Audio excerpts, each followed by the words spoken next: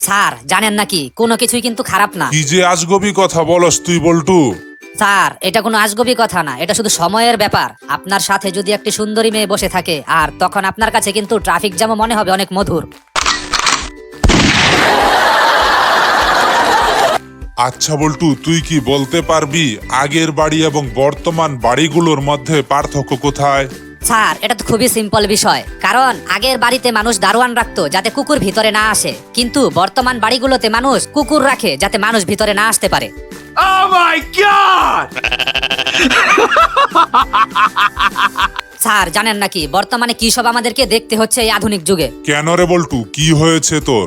Sir আগের যুগের মানুষরা ঘরে খাবার খেয়ে বাইরে যেত পায়খানা করতে, আর বর্তমানকারের মানুষরা বাহির থেকে খাবার খেয়ে আসে ঘরে পায়খানা করতে। Oh my god! আচ্ছা বল্টু, বলতো আমরা কিভাবে বুঝবো ছবিটা ভালো না খারাপ? স্যার যদি ছবি দেখতে দেখতে আমাদের চোখ দিয়ে পানি বের হয় তাহলে বুঝতে হবে ছবিটা ভালো, আর যদি অন্য কোনো জায়গা দিয়ে বের হয় তাহলে বুঝতে হবে ছবিটা ভালো ছিল না।